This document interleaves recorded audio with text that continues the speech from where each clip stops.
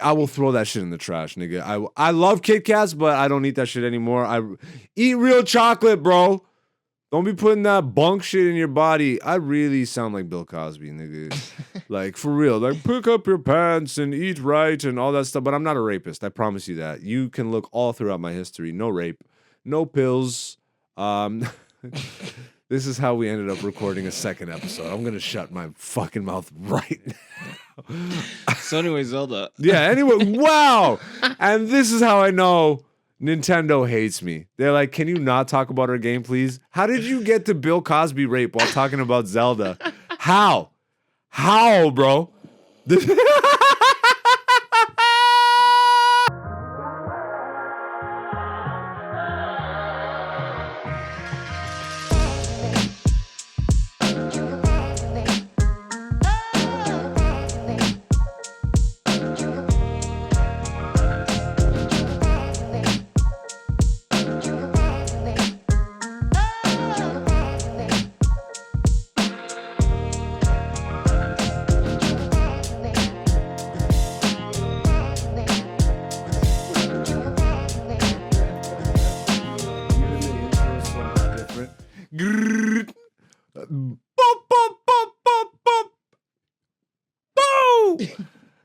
What's good, beautiful people? It is me, Black Zeus. You are here for Black Zeus, the podcast, season 4, episode 13. This is the first time we're recording this episode, hands down, not the second, because we only do one take here in the studio because we're perfect. Jake, baby. I haven't even introduced you yet. We're one take. We're doing it one take. This is the first time we've recorded this episode. We don't need to do it a second, third. No, I'm joking. Ladies and gentlemen, in the corner of the studio, Dan, do I do it again? Do I do it again? Do I have it in me? I don't even know how. Like, I went crazy. Do it with again. It. What do you mean? I haven't fucking introduced you yet, bro. What the fuck is going on, nigga? I think.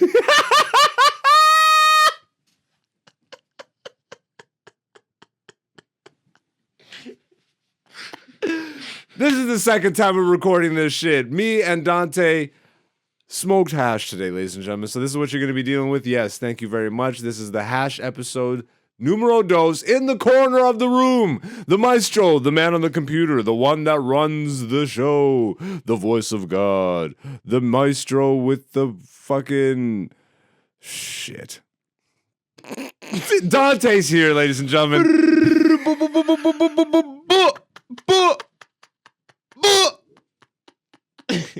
What's up? How you living, bro? I'm blessed and highly favored. How are you living? I'm doing all right. You know what? You know why we probably botched that first intro? I did. Because it was actually really good up until a certain moment. I really like that first take. You know?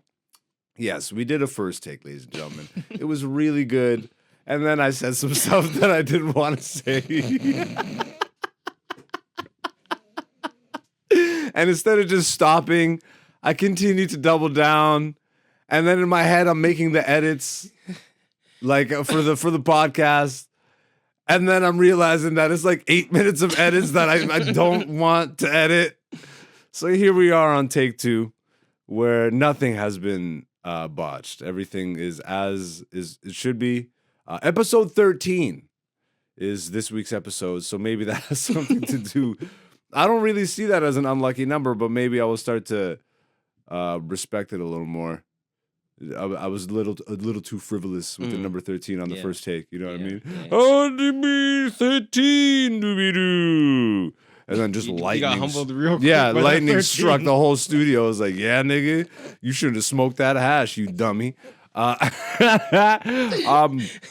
you feeling, by the way? I'm feeling good. You got that hash in you? Yeah, I'm feeling. Remember the last time I don't think you smoked hash last time. I think it was just me.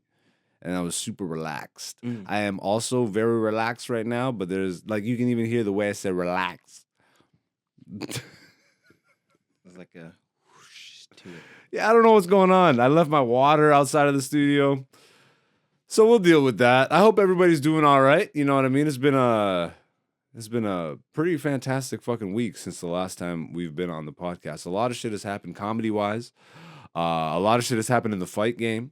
and we are just a couple days away from the very next installment of the Legend of Zelda video game franchise known as The Legend of Zelda: The Tears of the Kingdom.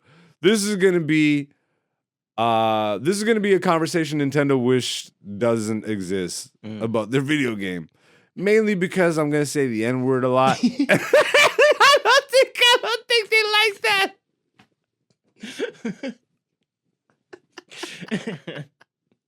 We'll get to it when we get to it, but just look forward to that. But I'll get right into it because I think that's the smartest. Wait, let me ask you what you've been up to, bro. What's new? What the fuck's going on in the world of Dante? You wearing shorts and it's raining today, so as a black person, I'm confused. It wasn't raining when I put the shorts on. I keep telling y'all this. I keep telling y'all. It wasn't raining when I put the shorts on. We've talked about it once. I keep telling you. No, because I had to explain this earlier when I know. I know, but they don't know that, bro. They weren't there.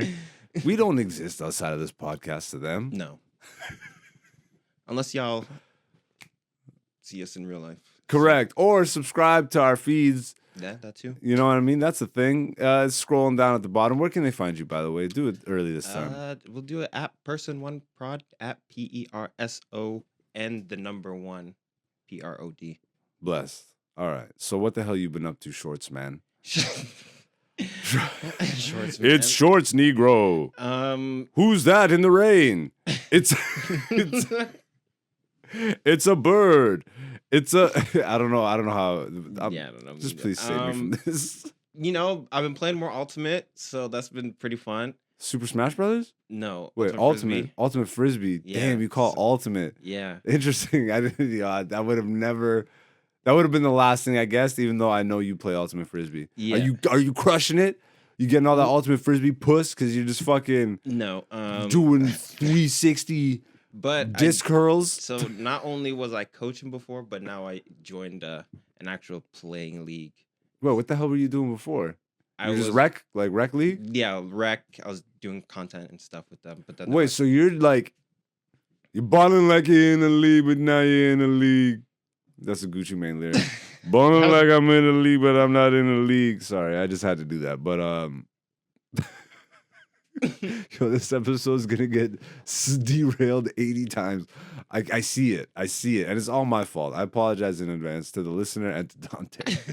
This is Zeus, ladies and gentlemen. We're gonna deal with it together as a family because that's what we do. An intervention is not needed. This isn't an every week scenario. I like Hash. This is like the worst intervention ever. What? I don't do it all the time, and I'm just strung out on the couch like it's not a problem. Zelda. I'm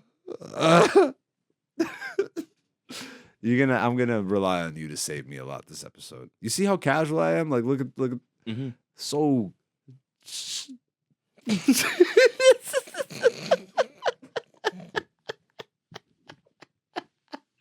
I'm either going to convince people to try some hash or never. You know what I mean? They're like, is that what that's like? Weed was already enough, but this guy seems like he's floating.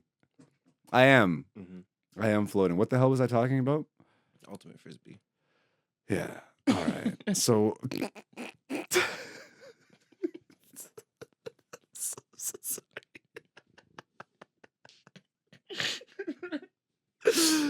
So you're in a league now.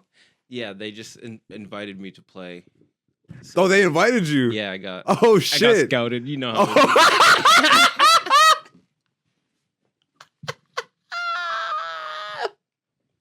What do the scouts look like? What do Frisbee scouts look like? What do Frisbee scouts? Yeah, well, it was just one of the some other nerdy coaches. dude with like a fucking. No, it was one of the other coaches. She just asked me like, "Yo, we got to." She. Yeah.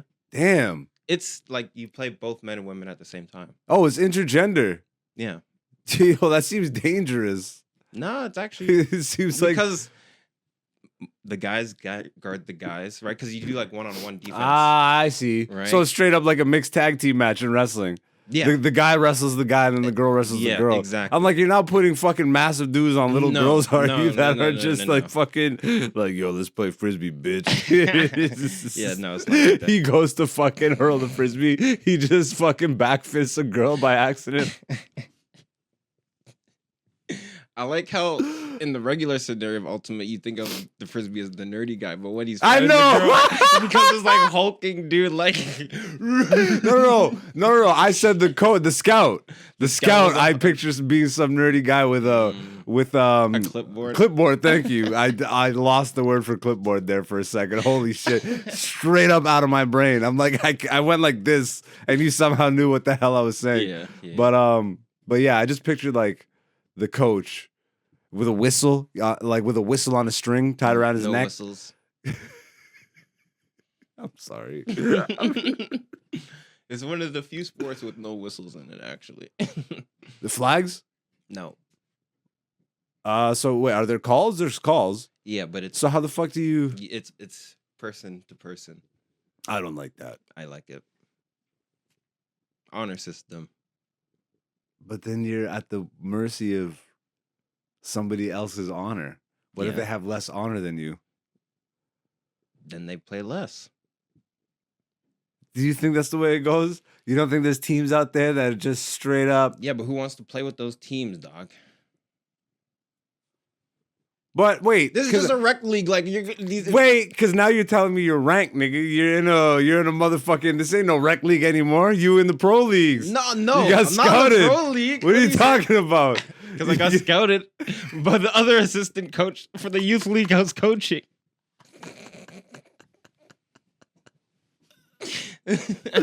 Okay, fair enough. So it's like a rec there league. is a pro version. There's a pro level of Yeah, this. No, yeah, there is. Which so I would imagine there's got to be just like any sport.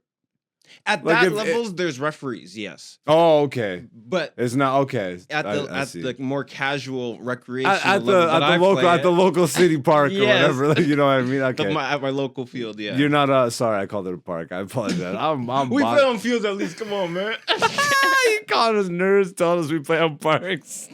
Oh my god. I have no idea what like No, other than most what you people showed don't. me of Ultimate Frisbee, I Yeah. like but I can see it being high level. I mean, there's a lot of intensity involved in that. Any field related sport where you're running, and I guess what is it like? Twisting, Yeah, jumping, running, sprinting, You diving. got hops. You got compared those to other people, You got spring shoes. Like, what's a good shoe for frisbee? like to play on a field, you Like use you would have basketball soccer, shoes for basketball. You use like soccer cleats. Cleats? So like, yeah, because you're running on grass, right? So it's That makes sense. it's like football cleats or soccer. You have cleats? What's okay.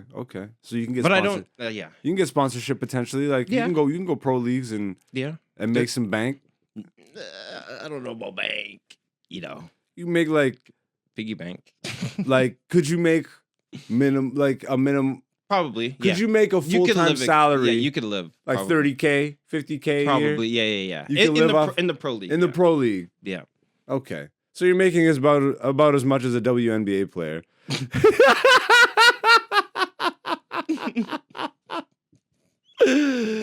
Yeah. Oh my god, that's gonna get me. Someone's gonna be mad at that. Whatever, nigga. Shut up, bro. I don't pay them. Well, they're gonna be mad at that too. Why don't you pay him?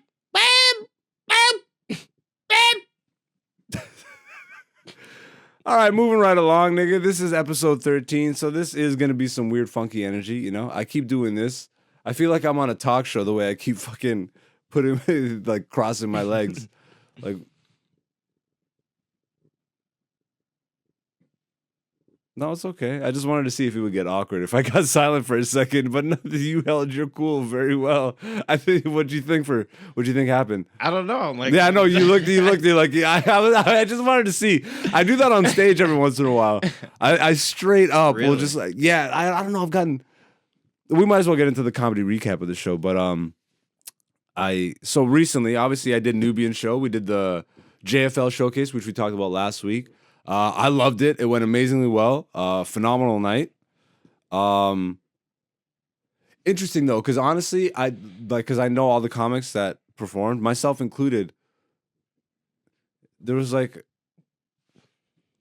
as good as everybody did, there's so many comics that strayed from their set list that went like riffing only. And this is a showcase for a festival, you know what I mean? So you stick to your set list and all. But everybody crushed. Everybody, like, you were there that night. Yeah, like everybody had a great set. Yeah. It was like there was a lot of chaotic energy, I feel like. Yeah. That it felt like I said there's like an added pressure to there was definitely, yeah. I'm very happy that I was like in my element the whole time, but there's definitely changes I would have made. There was something I said to you as soon as I got off stage. It's like I would have changed this and this and this. Yeah. So you're like like right when we got into the green room, you're like, I want to like stretch out that last joke. Yeah, like, that's what happened. 2 more lines that you could have added. Because everybody had limited time, obviously, because there was bare comics on the show. But then also you were saying that because you heard the signal that your time was up. Exactly. So you cut the 2 lines. So, but that wasn't even, I wasn't even out of time, bro. I know my fucking timing. Yeah. So you get a light, and I even go to the booth and I tell them to give me a specific light. Because I like to get lit earlier, so I know I have like 2 minutes to play with, as opposed to I have 1 minute to play with. Like, that does nothing for me. Yeah. So I tell them to give me the 2-minute warning, so I get it. And then like 45 seconds after that, maybe, I hear the record scratch from the DJ booth. And it's literally for like half a second over the speaker. But to me, it's like when you hear a record scratch, it's like, nigga, you're over your time. Get off the stage. Fucking, I don't even want to make it, because it was an accident. You know what I mean? But it was not my time. Yeah. So I rushed the end of my joke, which still got over because the punchline is strong. Yeah. But I would have absolutely, like, I stretched that joke out just a little more. There was like literally the difference would have been 2 sentences. Yeah. But the punchline would have hit that much harder. And then, you know, I would have looked that much more myself better, whatever the fuck. But ultimately, like, bro, 28 years of Nubian show. Like, shout outs to Kenny Robinson, man. Shout outs to all the comics that were on the show. I look forward to more of that, and just like now with the showcase season being over, it's like I'm so excited because, you know, gotta look up to the sky on that one. We got a lot of really fun shit like right around the corner. So definitely thank you to all the new subscribers. Really, I can't say this enough. Yeah. We're making the effort now. You know what I mean? And I feel like it's starting to show and pay off. So if you're one of the new people here, for whatever reason, whatever brought you, whether it was that you thought that we interviewed Israel Adesanya or Nicki Minaj's tits as a thumbnail photo, or Joe Pesci, or the Attitude Era clip, these have been some of the things that have been working for us. But it's just been fun to see what works, and putting more effort into the YouTube side of things, as opposed to trying to make like 30-second long to 1 minute long memes and shit for TikTok and all that shit, which is not where my heart is. No. So thank you for making this feel more real than that. I don't know where I'm going with this. Anyways, so we got off to a great start for the week with the Nubian show. Moving right along, the next show I did was at the Social Capital Theatre in Toronto. This is on the Danforth. If you're ever in the east end of Toronto, it's I think there's Comedy Bar East now, and I think Mandy's Bistro. They're potentially run shows out of there, but there's 2 comedy clubs. SoCap being one of them. I was just there for the Best Damn Stand-Up Comedy Show, run by Comedy Nuggets. If you ever see one of their shows posted and you're looking for something to do in the Toronto area, hit up that show, because always fire lineups. And this one was no different. I was hosting this one. I don't take too many hosting gigs anymore, but like this lineup, I was like, fuck, I'm in, bro. And yeah, it was it started off a light night, but like just before the show started, the room packed out. And like what I was saying earlier, bro, I've just been very comfortable fucking around. Cause now I have my baseline, bro. Like my stage persona is set. Like I know what I'm capable of, but the audience doesn't know. So now like I get to play with that. You know what I mean? And like there's even been moments where I make it awkward, bro. Like I just make it awkward to test myself, because at this point now it's got to be new challenges. If I know I can go from A to B to C joke, and that works. Or I can go from C to B to A, or C to A to B, or whatever variation. It's like, I've done all that shit. It's like, okay, move the jokes around, do this and that. Now it's like playing with the actual energy of the room. Like fucking with the algorithm, quote unquote. You know what I mean? It's like playing with the psychology of people. Cause I like, as much as I understand that from comedy, just watching people and just living life, like I've always been a people watcher. Literally, I would sit on park benches, smoke a joint for an hour or two and just watch people, bro, and how they interact and just move around the city and shit. I'm using that knowledge now. And so I'll take them on a roller coaster ride, bro. And I'll even mention them, like, you might think I'm bombing, but I'm not bombing. Yeah. Like, I've been doing this for long enough that, like, nah, like grow up. Like, I tell, like, I belittle them, but in a funny way, obviously. Yeah. And, yeah, I did a lot of that at the Best Damn Comedy Show. And it was just so fun, bro, because like when you go to a comedy show, you have a certain level of expectation, I would imagine, especially if you've been to a comedy show before. I mean, you're going there and you think, okay, you're going to see a series of comics, you're going to laugh or you're going to not, and that's the experience. It's like, I want to start fucking with people's perception of shit. I want you to come to my show with no idea of what's going to happen, other than you're going to have an amazing time. You're going to laugh. Like, you don't have to worry about that shit. But you might think, you might like, bro, you might like. No spoilers. No spoilers. That's hilarious. But I like to work with the range of human experience now, not just emotion, but like experiences. So it's like, there's a way though, and that's what I'm loving discovering now. Because comedy will ultimately always be about the funny, bro. Like, don't think for a second if you're listening to this or you're watching this and you're hearing me talk about. Like, because I definitely view myself as an artist. Like, I'm a comedian, but like I'm an artist about it, but not to the pretentious, like not in the pretentious sense of like, oh, I'm an artist and it must be done this way. It's like, bro, it's pure experimentation. That's what I mean. It's like, but now that I've figured out the comedy of it, how do you introduce sadness into a comedy show without making it a sad thing? Because it's still ultimately, again, about the funny. How do I be philosophical without being like beating people over the head with grandiose ideas or trying to be fucking like pretentious and shit? Still about the funny. Yeah, diatribe niggas. Like, there's such a fucking art to that, bro. Yeah. And I'm running around with people who are mostly focused on fucking getting views and memes and all this shit, but I'm focused on like, bro, your views mean nothing. Your likes mean nothing when you're in that club. With me, especially, nigga. Yeah. Or anybody who has the same mindset as me. It's like, that shit is extra. That's like periphery, bro. I'm so laser focused on this thing called stand-up comedy. I'm not scattering my fucking focus to try and be like, oh, let me blow up here so then people come to my shows. But then when they come to my shows, I'm fucking shit. It's like, no, bro. I'm like, now I worked in reverse. I don't think that's reverse though. I think that's the actual way to go about it. That's what I'm saying. Yeah, because we live in an upside down world. I love you, bro. Thank you for saying that, because that's straight up what it is, bro. Yeah. I really do. But we live in a world where most people go the, like, you know what I mean? Backwards. Or at least they try and do it backwards. With the grain. It's really funny what you just said to me, because the statement is go against the grain. Like, we would be considered people that go against the grain. Yes. Whereas everybody's walking in one direction, we walk the opposite way. But what you just said actually kind of, like, we're walking the right direction. We are walking. Everybody's walking backwards, but because the majority of people are walking the same way, it looks like they're walking forwards. Yes.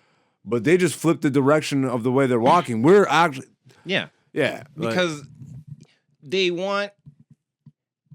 The issue is they want the fruits of what that labor will give them. Correct. Without the labor first.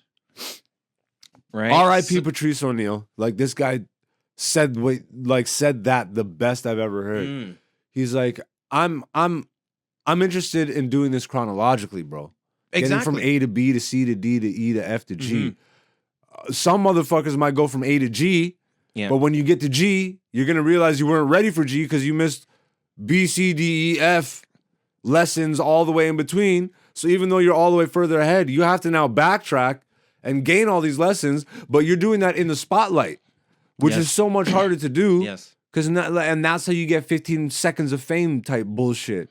Because niggas have a one-hit wonder, or they blow up off a meme. It's like, okay, you're this one meme now. Yeah. You have to create a whole career off of a fucking one-hit wonder, bro. Like, that's so hard to do. So that's why it's not the right way to do it. Yeah. Whereas if you build up a skill Yeah. and you get so good at it that people tell other people about it, you get just known just from how good you are. Correct. Then regardless of whatever, it's like, I'm already this good. Correct. You get what I'm saying? So that's why, like, I say they're doing it backwards, but we're also going against the grain. Yeah. It's interesting. It's I don't know, man. I like, again, I'm not gonna get too fucking deep into it, but I really do view it that way, man. It's like, it's not against the grain. It really is. Like, who's really going against the grain here?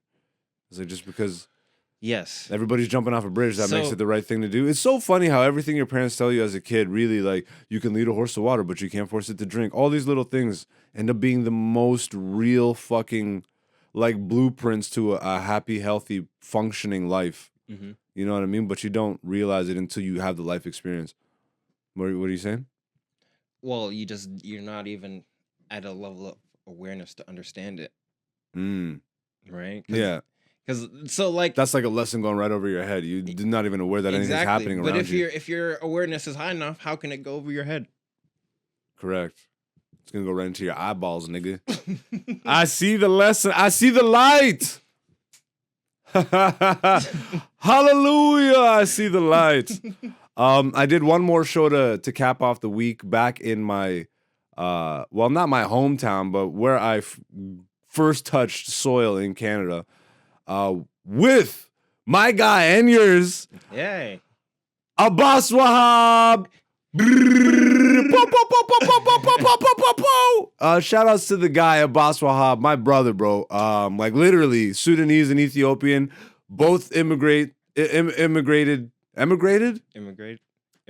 We're immigrants, but we emigrated from a place to and became immigrants to a place. I think it's emigrate from immigrate to. So you emigrate to become an immigrant? Correct. Okay. And yeah, Something like that. Emma. Watch me beat. be totally wrong. Someone's like mad as shit right now. But yeah, so we both landed in London, Ontario, of all places. Fucking really yokel fucking town. You know what I mean? It's so funny because we grew up down the street from each other. Wow. Didn't meet each other until we're fucking late 20s as comedians in Toronto. So a completely different city, having completely different lives. It was like, yo, you grew up where? It's like, I grew up fucking here. I'm like, literally a fucking 10-minute walk from each other, like 15-minute walk from each other. And my best friend, still to this day, shout out to Hen Dog, who makes the music for this podcast and all that shit, lived in his survey. Wow. Yeah. Small world, bro. Small world. But like, every time I ask, I'm like, it doesn't seem like their families knew each other. So I think like the timelines, something didn't line up somewhere for somebody. But ultimately it did, because we met up. We did this show in a Trinidadian restaurant, TNT Trinidad in London, Ontario. Fire food, by the way. It's like, bro, the doubles is just, bro, I'm so full today. Like, oh man, because I had to take my food to go. Unfortunately, because man, like, freshly prepared, like Caribbean food, warm, bro. Like the doubles, bro, they were so good. The doubles were so good. The doubles. And then the fucking chicken with the rice and peas, man. And then the oxtail gravy on the top. And then the coleslaw. With a little bit of coleslaw with the rice and peas and the gravy on the top. With a little bit. It was so fucking good, bro. And the rum. The white rum. Oh my, I don't even drink. Does it rain nephews? It was delicious. Had some white rum. Was in the company of some great friends. In this little Trini bar and restaurant, bro. Like a little setup, but it was perfect. It was like what comedy is, bro. It was like in a cozy room where everyone was packed in together. It was London too, so there was an aggressive guy in the crowd that left and tried to come back to fight someone. Really? But we had a homie who was on the lineup who wasn't even booked on the show, but ended up coming out. And his presence was very much felt. Whatever that guy was trying to do by coming back and intimidate a comic, he was not able to do. He left. But yeah, that's the comedy recap for the week. Got a bunch of shows coming up, so look forward to more comedy stories. Once again, this is the side piece companion to my comedy career. So every week I will recap whatever the hell's been happening in my comedy career and try and be as honest about it as possible, so you kind of have an inside view into what it takes and the come up of a comedian, especially in Canada, which is very unique because it's a smaller market, but the best comedians in the fucking world are produced from here. We end up having to leave, typically go to the States or whatever. So like whenever that happens, it'll all be documented and it'll be fun to retrace the steps at some point. There was a joke that one of the comedians said on the A Nubian Nubian? show. Yeah, about how Canadian entertainment is the best witness protection. Yeah, bro, Martha. That was Martha Chavez. God bless her. I love Martha, bro. She is fucking hilarious. I thought that was pretty funny. But yeah, she's like, I've been in Canadian show business for 25 years, and I had to leave. Where's she from? Nicaragua? Like, where's she? I Damn, just forget. El Salvador. I'm so sorry, Cuba. Martha. No, not Cuba. You see But that she's somewhere from like, communism. yeah, she's She like said- from where communism is, and she had to leave to escape communism. Yeah. And the whole like premise of her joke is how people in Canada are like, this is a communist country now, and da da da. She's like, really? Because I really just escaped communism. Yeah. And then it ended with you wanna. To say the joke? Yeah. So I don't remember. say the what it was. punchline. You just said it. Was that the punchline where it's like, oh well, in the Canadian entertainment industry is the best. This is the best witness protection program. Yeah, It's like, so it was actually better that she ended up coming to Canada anyways and getting famous here because because no one's gonna see. she's you. famous here, but nobody back home, even though they want to kill her, has no clue where the fuck she is. But yeah, let's get into the weekly poll results. If you are new to the podcast, every Monday on my Instagram social media feed, aka Black Zeus, it scrolls at the bottom of the screen every couple minutes. I post a interactive poll question. I leave it up for 24 hours. That's every Monday on my story feed, and then we shut it down, come into the podcast on Wednesday, and recap the results. This week's poll question: simple. Would you rather? Would you rather a full night's sleep or party all night? Obviously, we are getting older now. Dante, what did you select on this one?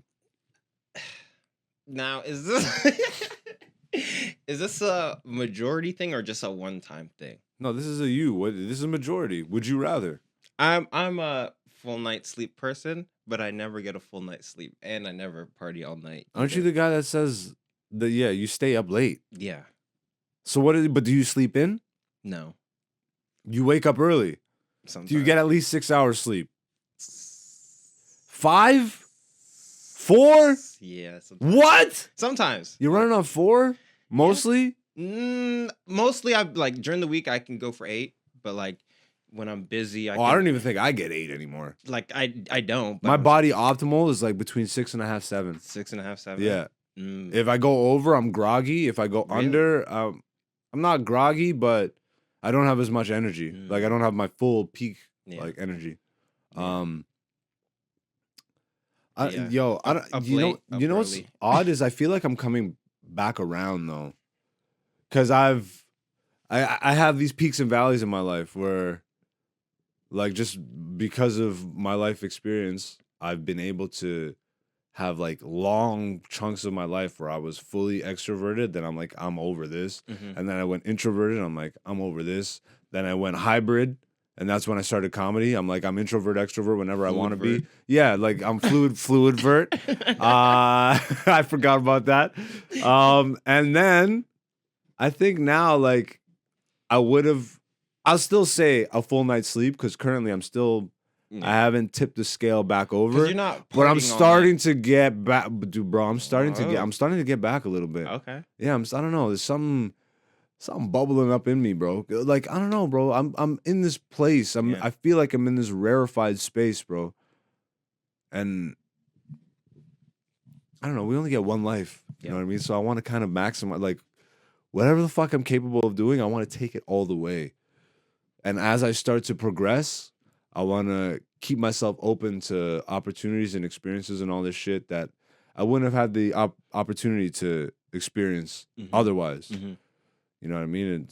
And I might only get 15 seconds, nigga, even though I'm doing the prep work to really make sure I have a foundation set. You know? Yeah. So whenever that opportunity knocks, it's like I'm ready. Yeah. So maybe it's not party all night, but maybe it's like work all night.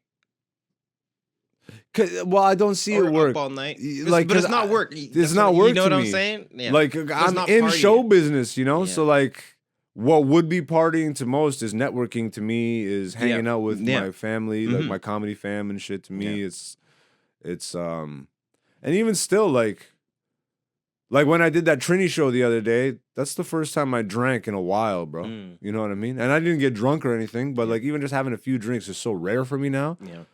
But I was like, oh yeah, this isn't the worst. Yeah. I was like, yeah, this isn't the worst. In the right environment.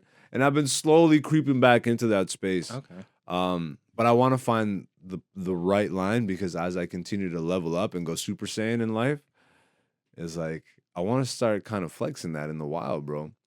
I might just pull a David Blaine in the middle of a nightclub one night and fuck the whole club up. See that shit in the news the next day. This man levitated and submerged himself in a fish tank for 8 hours while people danced and did Molly around him. I'm like, why? But just cause, nigga, just cause I can. His power levels are over 9,000! I'm not there yet, but I'm getting there slowly. I'm probably at like a 4,000, 5,000. Okay. You think so? No. I think you're above 9,000 at least. You think so? I'm trying to be humble, nigga. I'm really trying to be humble, because like I like from the conversation. I know, but I'm trying to be humble. The people, like the conversations that we have, you have to be at least above 9,000. I'm also trying not to spill all the beans, nigga. Okay. Nobody really needs to know exactly what power levels I'm at, because I'm just saying they'll over find 9,000. out. Yeah, it's over 9,000. That's all I'm saying. But let's get into the results for the poll question. What did the people say? God damn, bro.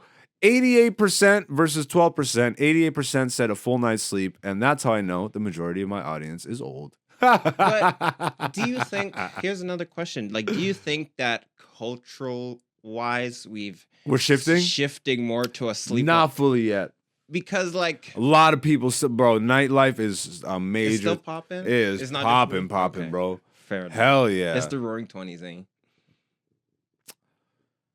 I think because now there's like consciousness is more of a thing, right? Like woke, whatever the fuck, whatever end of the spectrum of consciousness you land on, it seems to be more prevalent again. But I personally think it's a lot of fake woke shit and all this shit, because like you see, I don't want diatribe niggas. I don't want to get into like this is not my place anymore. I don't fucking care. Do what you want to do. But I personally. I don't think we're there yet. No. Like we're still living in debauchery, bro. Like this is still Sodom and Gomorrah, my guy. Like fair enough. No, you know what I'm saying? Yeah. And like I have yet to hear or see like like my niggas still ask me to go out to the club and shit, but ain't nobody asking for a book club, you know? Yeah. And not to even take it to that extreme, but you know what I mean. Yeah, you get the example I'm trying to set. That's how I know you're at over 9,000. I know, because bro, me and my homie the other night, like because like people are slowly creeping into this space, like where we are. And it's funny because I feel like I'm now starting to slowly creep back out. Okay. But because I feel like I'm fucking set. Like whereas before I was rocky with the information, with the self-knowledge. Not even like I had a strong sense of self and all that shit, especially since comedy and all that. But like the last 2 years, the last year and a half, like the the books that I've really been paying attention to, the knowledge that I've been paying attention to, the conversations we've been having, not just me and you, but like my entire circle, bro. Yeah. Like it's weird. It's not weird. It's necessary and it's beautiful and I'm lit, bro. Like Yeah. I'm so over, bro. Again, when you live a wild, chaotic life, by the time you get to my age, like I've gotten so much of that shit out of my system. Why am I 30 plus still in a nightclub spending money that could be going towards my comedy career? And like I'm trying to be, Mm-hmm. I'm not like, bruh. No, I get it. You know what I mean? I know Yep. you get it. I know you get it. So it's like, it just doesn't make sense to me anymore, bro. Mm-hmm. It doesn't make sense to me. Logically. And it's funny because I'm saying the opposite, right? Like I'm saying like I'm coming back out and like getting back into the wild and shit, but I like my mentality has shifted. I don't think like I'm really only with certain people, Mm-hmm. you know what I mean? Like certain people in the comedy community, certain people with my friends, certain people Mhm. in my family and shit. I'm not going out to like the every fucking major event. It's like I still pick and choose Mm-hmm. where I put my energy, but I am starting to bring it back out into the wild to some respect. Cause it's bro, summertime in Toronto is hard to Yeah. it's hard to deny. And I mean, you know me, I'm waiting till banner weekend, you know. That's when you just let it rip, you know what I'm saying? this Like nigga whole just weekend, Beybladed like right there. if I get maximum 4 hours regularly during banner You get weekend, like 2? maximum 0. You don't sleep banner weekend. No, nobody in my family sleeps during banner weekend. Oh, for real? Yeah. Wow, Jamaicans don't fuck around. It's like a full, bro, boat cruise, night party, day party, boat cruise, like it's nonstop for the whole weekend. Oh, that's blessed, bro. And it's just all parties. Is it still the same? You feel?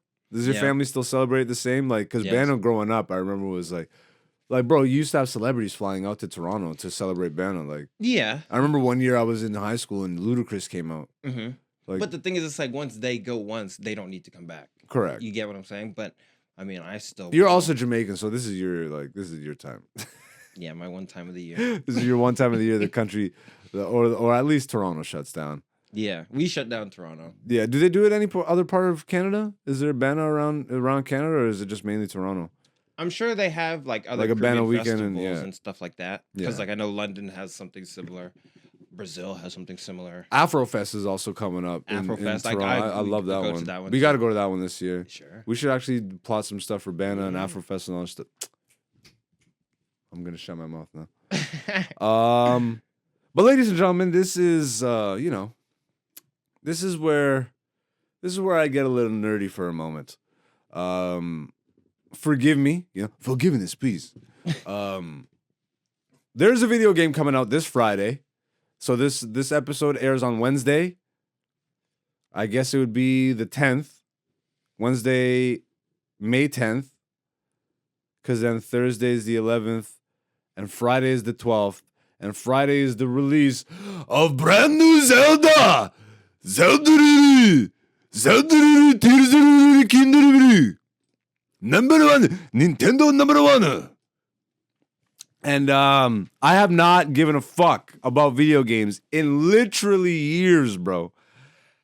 But Zelda is my fucking jam, nigga. Zelda, like, still, I'm so mad at myself because I'm 30 years old. I'm not mad at myself. I'm enjoying it because I haven't felt this way in a long time, especially about a video game. And I've really held out on the hype train. But if you guys are familiar with Zelda games at all, like this game has leaked online, and I'm not really. I don't care about spoilers. If anything, hearing confirmation of something being good makes me want to play it or watch it or interact with it more. That's just how my brain works. And I don't go full story spoilers and shit. I don't know the ending or any of that. I literally look for like gameplay shit. You know what I mean? Like I look for confirmations of like the gameplay is good and like Good mechanics. the good mechanics, but also good Polish. like I want to make sure it's running well Yeah. because the Switch is an old Iffy. system, and they're saying that this is bigger than Breath of the Wild. Breath of the Wild had some performance issues. here and there. It had some frame rate dips and shit. This is Black Nerd, by the way. This is the return of Black Nerd all the way. For the next fucking 5 minutes, we're gonna talk about Zelda, and then after that, we're gonna recap UFC 288, and then we're gonna end the shit. So if you don't give a fuck about video games, and if you don't give a fuck about MMA, sayonara, folks. I love you. You are the beautiful people of the podcast. This has been Black Zeus the Podcast, Season 4, episode lucky number 13. But yeah, we are going to continue right now with some Black Nerd conversation. First of all, you don't fuck around with Zelda, right? Have you ever played any one all the way through or halfway through? Maybe I watched my cousin, my older cousin, do the original one, like the 2D one on our computer, like way back in the day. On the computer? I don't know. Yeah, on the computer, like an emulator, maybe? Maybe. Because these are Nintendo games. Yeah, Nintendo doesn't release anything. But I don't even know if emulators were a thing back then. But how long ago? If it was on the computer, then it was an emulator. There's no other way around that. But I don't know if it was Zelda. But anyways, I think it was Zelda. I don't know. I really don't know. You don't know shit. Was there like an original like? Yeah, there's a Zelda 1, there's a Zelda 2 on the original Nintendo system. Yeah. Then Super Nintendo is what really popularized Zelda. It's Link to the Past. Okay, so I think it was legit like the first one. If I can remember in my brain what the graphics look I like. think it's like Link's Adventure or something like that. I don't know. Or maybe just The Legend of Zelda might have been the first one. I have no idea. But I think I remember watching my older cousin play that. Those are like two of the ones I've never played. Were the original Nintendo ones. Because by the time I played Super Nintendo, I was like, I wasn't going back to. Yeah. But oh fuck, man, Link to the Past is an amazing game. I still have my cartridge, like my Super Nintendo cartridge. Yeah, Zelda is just an epic fucking RPG. If you're not familiar with video games, RPG is a role-playing game. Literally, you create a character. It's a big open world, and you play a role. You play the role of that character through the story and all that shit. Zelda is like a recurring story. So every Zelda game that has come out is like now this kind of I personally think each one is like its own encapsulated like legend, because each game is called The Legend of Zelda, and it's like reincarnation of the same people throughout time, throughout history. Yeah. So like it's the same kingdom of Hyrule throughout every game or most games. But there's like different versions and iterations. There's a timeline split. This is like Marvel before Marvel, you know what I mean? Yeah. Or at least like Marvel cinematic universe. Yeah. Not I know what Marvel. you meant. Yeah, thank you. I appreciate it. We're going Black Nerd all the way, baby. But yeah, like Zelda is just one of those games, bro, that when I think the word adventure, that probably comes up not first but second. Okay. Because when I think adventure, I think of hiking and shit when I was a kid. Like I was Link, bro. Like Shigeru Miyamoto, the creator of The Legend of Zelda and Mario and a lot of your favorite Nintendo franchises and all that shit. That whimsical Japanese man literally said, when I was a little kid in Japan growing up, I used to play in the forest and create these epic stories. And that's what was his inspiration for The Legend of Zelda. And motherfucker, did he hit that nail on the head, bro. Like, still to this day, I have vivid memories of each game that I would play, at what time in my life I was at, how old I was, what was happening for me, and like just that sense of adventure that game created. Yeah. You know what I mean? And then video games turned to garbage. I fell out. You still game like you used to? Not like I'm busy, but like I don't think games are gone to shit. I think so, bro. Doc. What about Ghost of Tsushima? Okay, but wait a second. The industry has gone to shit. That doesn't mean that every game is shit. The industry at large, there used to be like much more like, dude, it's what's happening to every other medium or techno. Everything is becoming conglomerate, right? Yeah. Everything's getting bought up. Look at Microsoft. They bought everything up in the video game industry to the point where like Sony's just trying to buy like scraps and shit to compete. But like it's like when Walmart buys out all these little mom and pop shops, and they you know what I mean? Yeah, I get what you're saying. The big company buys all the small ones, and then what happens? All originality gets zapped out of the industry. But I think let me because there's still originality. I know on a much smaller scale. There used to be originality at the highest tier with the highest budgets. You used to get new AAA. So there's like, this is how video games have been tiered. There's like your AAA big budget, which is like your Hollywood blockbuster movie, your AAA, like your Halo, your Grand Theft Auto, your Legend of Zelda. Then you used to have like a AA, like a mid-tier, which would get like a mid-budget, which same thing happened to movies, bro. There was like this whole fucking mid-budget movie section that just got wiped. Yeah. And now it's either straight to DVD horseshit for Netflix or what we know sells, big budget, blockbuster, Fast and the Furious 10, fucking Call of Duty fucking 80. You know what I mean? I just deleted Call of Duty off of my hard drive. I'm like, bro, it's over. It's over, bro. Like it's over and done. Like we did it. But we did it. It changed it changed everything, and now we're getting to the point where it's this free to play, like money generating shit. Battle Pass. Again, it's why I'm gonna turn into a diatribe, nigga. But it's the same reason that I'm fucking sick of being a comedian right now, and I want to retire. It's because, bro, I'm competing with TikTokers, bro, and that's what But that's what I'm an artist in a club for comedy. Yeah. Being overshadowed by like TikTokers in a club for clout. And that's like because you're like saying you're in church for me, nigga, but you're not treating it like church. Yeah. And again, this isn't like some dinosaur shit because I'm very much figuring out how I want to maneuver with this shit, and that's been my challenge. It's not that I look down on TikTok and Instagram and all that are necessary evils. I think you know what I mean because I'm still on them. Yep. You know, so I still need them to some extent. I still need to reach people that want to reach me and reach an audience and shit. But I'm like an indie developer now. Ooh. In comedy, if like what I am in comedy is like what an indie developer is in video games. Is like, okay, well, we don't have the big budget, but we have infinite creativity and just passion and drive and commitment. Yeah. And all of a sudden, you create like this small thing that blows the fuck up, and now you are like, now you have a big budget studio because you started small, but with a really fucking amazing idea and built big, as opposed to you played it safe and you're doing what everybody else is doing. Release that big budget shit. Oh, great. You made like 8 memes and now you got a company to sponsor you. Cool. Now you're sponsored by Kit Kat, nigga. Like you maneuver for Kit Kat. It's like, I'm not sponsored by Kit Kat, by the way, but you know, I'll take some Kit Kats. Same. I will throw that shit in the trash, nigga. I love Kit Kats, but I don't eat that shit anymore. I eat real chocolate, bro. Don't be putting that bunk shit in your body. I really sound like Bill Cosby, nigga. Like, for real. Like, pick up your pants and eat right and all that stuff. But I'm not a rapist. I promise you that. You can look all throughout my history. No rape. No pills. This is how we ended up recording a second episode. I'm going to shut my fucking mouth right now. So anyway, Zelda. Yeah, anyway. Wow. And this is how I know Nintendo hates me. They're like, can you not talk about our game, please? How did you get to Bill Cosby rape while talking about Zelda? How?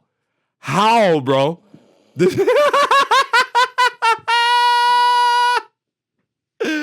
So yeah, Tears of the Kingdom out Friday. It's no, it's okay. So what are some things that you've seen so far that you're actually excited? Dungeons are back, bro. Dungeons. The one thing they took out from Breath of the Wild, which is the Switch game that came out previously, about 5 to 6 years ago, which is easily like the best Zelda game, even though they took out some core features of the Zelda franchise, which are the dungeons, like the temple of, like the fire temple, the water temple. Like these are traditional, the Temple of Time and all that stuff. You know what I mean? Like these would be your classic video game dungeons. You go in, there's a mid boss, there's a final boss, and all that shit. But there's bro. What I'm hearing from this new game is spoilers, minor spoilers, but not story spoilers, more gameplay stuff. So if you don't want to hear anything about Tears of the Kingdom, you probably shouldn't even be in this section of the thing. Just skip ahead to the UFC recap if that's what you'd like. But again, I promise you, this isn't like story or anything. It's more gameplay stuff. But I'm hearing that the dungeons are back in a major way, and before you can even get into the dungeon, there's like a whole like puzzle section to that leads into the whole, which yeah. I'm so about, because that's what I was missing from the fucking like Breath of the Wild was so amazing, but just the little things that they took out made it feel just that much outside of like the full breadth of what Zelda is. Even though, yo, do you hear how I'm talking right now? Like I'm 30, but I feel like I'm 10 talking about this game. Like I'm actually hyped, bro. It's just fun, and I don't have time to waste. Yeah. I don't play any video games anymore because I'm really trying to be a successful comedian, bro. And this game is gonna fucking Bill Cosby me, bro. This game is gonna Bill Cosby my life. It's gonna pill me up.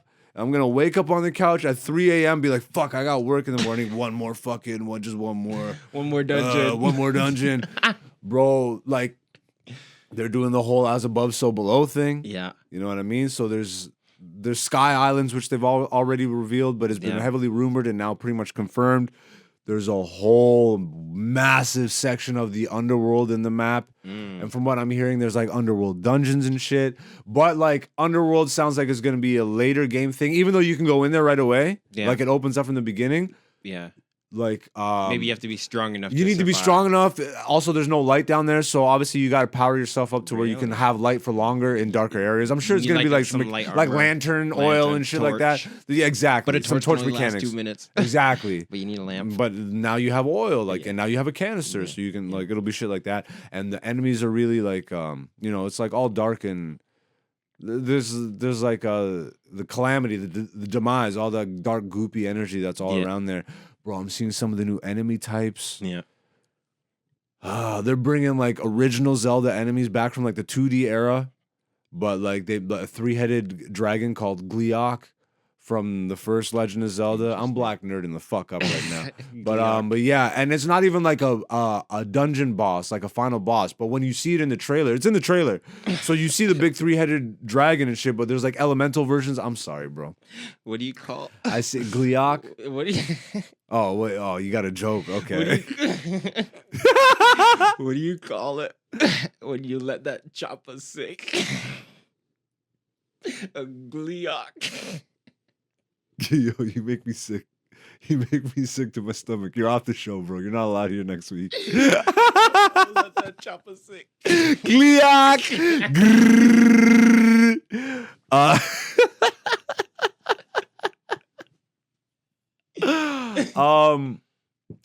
Yo, leave it to the Japanese, bro. There's one other game that actually, there's 2 games, a sleeper hit that came out of nowhere. There's a sequel to Jet Set Radio Future coming out this year on the Switch, and it's made by the original creators and all that stuff, like original design team, everything. And from what I've been seeing, it looks like a modern take on Jet Set. And I don't know much about it other than that, but I'm looking forward to that. The next game that I'm really looking forward to would be Starfield, which is the makers of it's Bethesda, who makes Elder Scrolls and Fallout. Fallout is one of my favorite video game franchises. And it's Fallout in space.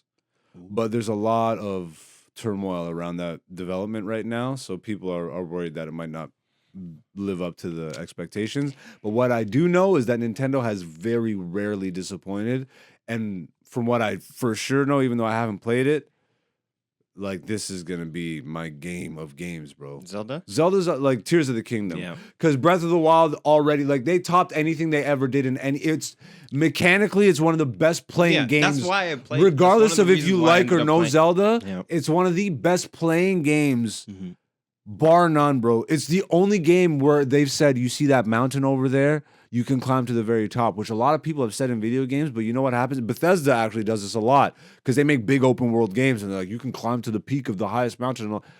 It's broken, bro. They say that, but then you encounter like invisible walls and shit. Yeah, or you're like trying to climb a mountain and it's all like it's all jaggy and it looks like you're not supposed to be able to do it. Zelda, literally, you can climb to the highest peak to the lowest valley, and there's no invisible walls. The only time that you know that you can't swim for infinite. You know what I mean? You have like you have a stamina meter, and obviously once you get to the edge of the water, it's like you can only go so far before you die. So that's how they have like it's not even an invisible wall. You can swim, but you'll die. There is physical, but everything within the confines of that map is climbable, is reachable, is accessible, and it's crammed with shit. And from what I'm hearing, bro, like This one's even more crammed with just like there's caves everywhere. There's shit to Like discover. random caves? Random caves. I fucking love Zelda, bro. It's pure. Is there gonna be like childhood you can find, fantasy adventure like, game? rare weapons in a specific cave and like all Yeah, that of course. There's yeah. rare weapon like that's Yeah. been throughout Okay. every Zelda. Like actually, the way they deal with that in the past is like there's you go through a dungeon and then you get dungeon specific items Yes. that now help you unlock other parts of the map and Yes. shit. But this one's a little different to where you can fuse any item with any item. So you can find a rocket, attach it to your shield, then hold your shield up, and the rocket will fly you up into like, and you can use it to traverse the sky platforms and all that shit. But yeah, ladies and gentlemen, I'm sure if you are listening to this part of the show, you are a fucking Zelda nerd, and I'm so excited for you and for me to fucking, yeah, let's fucking go. Yeah, so expect like some Zelda talk in the coming months on the podcast.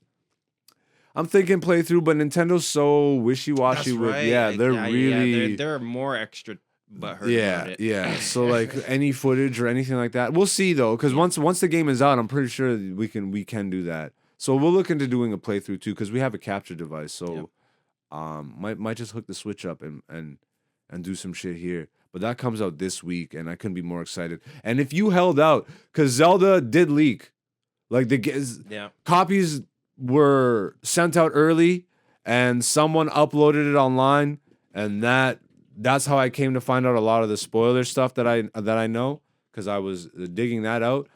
I did actually come across the leaked copy online, but I just couldn't do it to myself, bro. Yeah. I want to play it like as it's meant to be played. The only thing that would make me sad is if it has a lot of performance issues.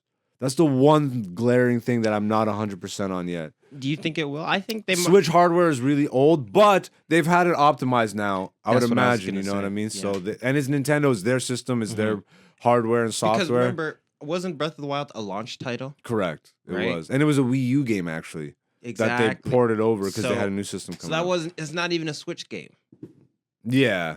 But this one's a Switch game. This is a Switch 2 game. I'm lit, bro. Well, there's rumor that they're about to announce a new system too, so we'll see. Okay. I don't know. Nintendo's Nintendo. But we're going to wrap it up here with UFC 288 recap. If you missed it this past weekend, damn, bro. This shit did not disappoint. Ooh-wee. Oh, my God, bro. 2 5-round main event fights. I'll let my boy Dante. He is the MMA expert here. I defer to him. We both watched it. We both ended up like I think I texted you midweek. I'm like, I think Aljamain might take. I like was so on the fence last week. I'm like, I think Aljamain might take it, but I still didn't know. Yeah. I'm not gonna sit here and act like I was like Aljamain's gonna take it 100%. No, and the Bilal. That was because you were last week. You were a lot more hyped for the Bilal fight, bruh. That fight delivered like a motherfucker. But nah, you know what? Maybe not, because I expected more from Gilbert. But he got injured. I know. That's the thing with fighting. Why take that important of a fight? You know, that close to. Wait? You think he was injured beforehand, or I think he got injured during the fight? This fight? Yeah. Oh, you're saying he got injured during this fight? Yeah. Ah. Bilal injured him. Interesting. Where was it? Shoulders? Okay, well, let's recap. Let's recap the main card. Okay, so what do we got? We got. How do you say her name? Yan Xiaonan. Yan Xiaonan. Yeah. Another Chinese prodigy. Yo. These Chinese women out here are fucking beasts, bro. Yeah. Is she gonna fight Zhang Wei Li? That's what they're saying. Because I heard them say that. Yeah. I heard Dana talking about doing a Chinese event. Yeah. Bruh. That'd be crazy. Oh my God. Yan Xiaonan looked. She looked like a She-Hulk, bro. Yeah, she looked way bigger than Andrade, who usually looks bigger than everyone else. She looked like She-Hulk, bro. Yeah. She was a fucking beast. Yeah, great performance. It was a TKO, which, funny enough, that's how Zhang Wei Li also beat Andrade. TKO. Huh. Because remember, Andrade was the champ, and then Zhang Wei Li beat her for the title. Did Wei Li? She won her last fight, right? I believe so. No. Yes. She fought not long ago. Esparza. Yes, Carla Esparza. Yeah. Oh, she was pissed because she had a bad performance to fight before the last couple fights before. No. She lost to Rose. To Rose, Yeah. but then didn't she have a fight in between Rose and no? No, I don't know. But Maybe. anyways, Regardless, Yan Jiannan looked amazing. Mopsar Evloyev looked really good. I didn't see that one. Diego Lopez, he was on Contender Series. He didn't make it. Yeah. And then they called him up short notice fight against like a Dagestani type beat. Held his own for 3 rounds. So that's a good showing. That's good for him. Yeah. That's good for him. So called up last minute. 5 days notice. You know what I mean? Like that's pretty And good. he's not rostered? No, he was training for a different fight in a different organization. Oh, wow. And because that's sometimes so this was his debut. Good for him. Right? So and it was pretty close. Like he almost locked up a knee bar. I saw that knee bar. That looked disgusting, but like right at the bell. That was right at the end. Right at the bell. Charles Jourdain beat the face off of Chrome Gracie. There was a Gracie fight. I fucking knew it. Yeah. Chrome Gracie looks Gracie lost. Yeah, he didn't really. Damn. The thing is, he's just having that Gracie name, man. That's like so much. But to live it's up not to. only the Gracie name; it's his lineage because that's what I mean. No, but him specifically, he's like the son of the goat. So it's not even. He's the son of Hoist? No. Oh, he's the son of the grandfather? No. He's the son. So of the goat. I don't even. Who's the goat other than Hoist Gracie? Hoist wasn't the goat. They didn't let the GOAT compete because they didn't have control over him. Right? This is the real. Really? Yeah, it's sick. Who is he? What's his name? Something. It starts. I can't believe I don't know his name off the top of my head. You just typed in Gracie. I know. Don't give me fucking. Henner. Like who's this? I feel bad having this in my search now. Renner? Is it? Brazilian Jiu-Jitsu. No, this is not him. Oh, I can't believe. Just type in Kron's dad. Kron Gracie's dad. That's a good point. Kron's dad. Oh, wait, Kron Gracie's dad. Yeah. Kron Gracie. Hickson Gracie. That's his dad. Hickson Gracie. Hickson. I don't know him. Bro. Click him. Does he have a photo of him? This guy. Huh. So this guy is the original like John Jones, right? He didn't fight in UFC 1 because he would have done whatever he wanted to do. And that was not the plan of the Gracies when they did UFC 1. So Hoist went in because he played a role. To get like the Gracie name up? But to like do it in a specific way. This guy was like, fuck your plans. I'm the GOAT. I do whatever I want. This guy is unanimous looked at #1 in jiu-jitsu across all time, above Hoist. This guy is better than Hoist. No doubt. So, like, if he's the type of guy that said, fuck it, I'll do what I want, why didn't he just do what he wanted? He did. That's why he wasn't in UFC 1. But that's what I'm saying. If he wanted to do what he wanted, why did he just enter? Because the Gracies put on UFC 1. Oh, that's right. Damn. So they're like, you're not on the card, bro. That's the whole thing. Because they literally held their own family back. Because they couldn't control him? That was the whole thing. Because he is like so good. Like, this is the thing. Is like, he's so good. He could have did it whatever way, but they wanted it to be a specific way because they look better if it was a specific way. Like the family? The family did. Right? Because they organized the whole event. I mean, we're going deep. How would they have looked bad if he had been... I don't understand.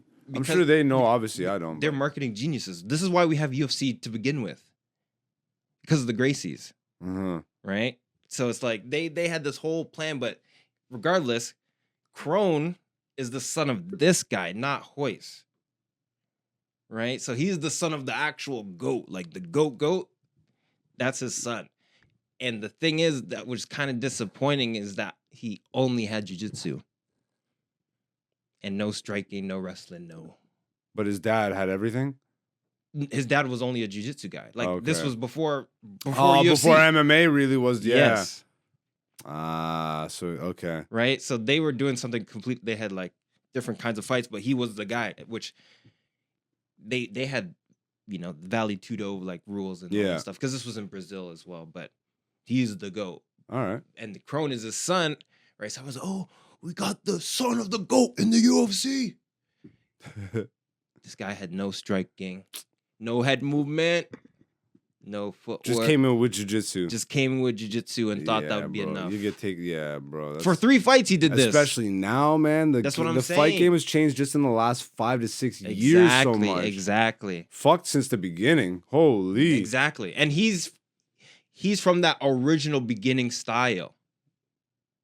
Do you get what I'm trying to say? So his style never even went through that evolution. That metamorphosis of, His dad never thought to be like, okay, get a wrestling base, get a striking. Because they're a jiu-jitsu family. They're not an MMA family. It's jiu-jitsu. Like, that's it. Jiu-jitsu. You turn Portuguese there. All right. So he got beat up, just peppered. Guy was just jabbing his face off. I'm like, this should be illegal to watch. Like, it's just like, this guy's, just desecrating a shrine or whatever, you know what I mean? Just but it was a good performance. Like the other guy, he looked really good against a guy with no head movement. And what do you think of Bilal versus? I thought that was a really good fight. I remember I was really on the fence on that one. But did you pick before? I think I made you pick. Yeah, no? so you picked. I think I picked Gilbert because I thought he would be able to get a submission, which didn't end up happening. Yo, man, Bilal's strength was crazy. Bilal's strength is very strong. So even now, I wasn't like, whoa. I was like, what? So that extra bit of surprise, I now tack that onto Bilal's. Yo, so here's the question, because Leon Edwards, I think I hope is gonna beat Colby Covington. Yep. Colby's been inactive for 2 years. It's hard to see how someone who's been that active loses to someone that inactive, as skilled as Colby is. But I don't think he's the number 2, even though technically he's number 2 in the division. Yeah. Bilal is next in line now. I think Leon beats Bilal again. Yeah? Yeah. He beat him once. I mean, I know. But was eye poke. But Bilal also, I know. That eye poke was crazy. He damn near blinded the man, bro. He damn near blinded the man. Yeah, but remember he started crying. I can't see. I can't fucking see. I've seen it, yeah. Bro. It was wild. And Bilal did this off of a Ramadan training session, bro. Like, he was training during Ramadan. No, but... Which the only way... I imagine the way it works is you probably just shift your sleep schedule, no? I would imagine they probably sleep more during the day and train more during the night. No. They train during the day. During Ramadan, though? Yes. That's what they do. That's bonkers. That's what I'm saying. These guys are different. That's bonkers, like, yeah. That's way different. They train during Ramadan, everything. During the day, though, they don't change their sleep schedule. No, they don't even drink water. Yeah, I know. Until break fast. That's crazy. But you push your body to extreme limits and it will adapt, bro. You get extreme outcomes. Yeah, too. Exactly. You get that superhuman level. Yeah. Holy. So then the main event. Shout outs to Jamaica. Congrats. Congrats. We both didn't know, like, we both last week were saying we wanted Aljo to win. Yep. But we didn't see it 100%. I said I had to pick it 100% because he's Jamaican. Yeah, yeah, that which God bless. And then somewhere during midweek, you know what switched me up was when I saw Cejudo was sicking his team on Aljo. Yeah. So there was a clip I saw of Aljamain Sterling when he was training or something, doing some media something. Yep. And he's yelling at Cejudo's guys, be like, be more fucking respectful. You guys don't even take a punch. So why don't you have some respect for the guys that actually get in the cage and take a punch? Acting all childish and shit, trying to fucking get in my face. Mm-hmm. Like, Yeah. And that's when I knew, I'm like, yo, Cejudo's playing mind games? Like, well, and this is another thing. Cejudo's doing the mind game shit? And there, bro, when you're good, you don't... I have an algorithm for this. Once you see someone start to play mind games, they lose. This is always what happens. Because I if you watch the ceremonial weigh-ins, right? Yeah. Right as they're about to because they go. He tried to punk him. He tries to. He tries to punk him. Yeah. Once you do that, you lose the fight. That's what happened to Ronda. So happened to when you're the champion, you do that or whatever, you end up losing the fight. It's like you already lost. It's like over. Yeah. You already lost mentally when you're trying to get in the person's head. That means you're not in your own. You're the bro. Stay in your element. Exactly. Think about your task, your mission. Mm-hmm. You know what I mean? So when I saw that, that's when I texted you. I'm like, I think Aljo has a shot. I went to my homie. I'm like, I think Aljo might win. And he's like, I know. Yeah. He's like, it was it was really awesome to see. What Yeah. was weird to see was him getting booed in his home state. Yeah. But I think there must be some weird beef between New Jersey and because he's from what, Staten Island? I thought he's from Jersey. I think he's from Staten Island or some shit. Pull it up. Because it's Aljamain's, it's Sterling Day or whatever the fuck on Long Island. That's what it is. Not Staten Island. Oh, It's okay. like Long Island or Staten But, Island, one of the two. You know, that could also be it because, you know, New York has a harder rivalry. They have the between rivalries within the but whatever's. like they build it as this whole, it's his own backyard. This is his home. Because it's New York, right? So And that'd then be he like got someone booed, fighting. bro. Yo, there was Henry. Like they Mhm. were chanting for Cejudo. Yep. Loud too. Mhm. I'm like, well, you chanted for the wrong guy. Yeah. I don't know. But Casuals. yeah, bro, that was UFC 288. What's the next event? Let's just take a look Oh, at we didn't even talk about Frivola Judober. Like that that's was one to watch. That's one to watch. This. Oh, sorry, my mouse is on this. This one here. One to watch. Say the name. Ikram Aliskerov versus Phil Haas. You also got to talk on the mic, yeah. Chaos Williams versus Ronaldo Beldoya. You're just naming all the fights, you asshole. No, but I'm telling you, they're good fights to watch, bro. I'm telling Look, you. you know what? I believe you because your reaction there was like, no, but Please listen. Yeah. Yeah. But I think that's a good place to wrap it. What is the next event? 289. What 289. do they already have it listed? I would imagine so. Rosenstrike versus 289 is in Vancouver, I believe. Oh, that's right. It's Nunez versus Aldana. Yeah. There it is, Aldana. Okay, we'll talk about that in another episode. But oh wait, Oliveira's fighting in Vancouver. Fuck. I think this one's canceled. Maybe. Or might have been on this one and it got canceled, but maybe, yeah. Is he injured? I think, like I said, it might have been on this card. Versus Dariush too. Wow, that's gonna be a fight. Yeah.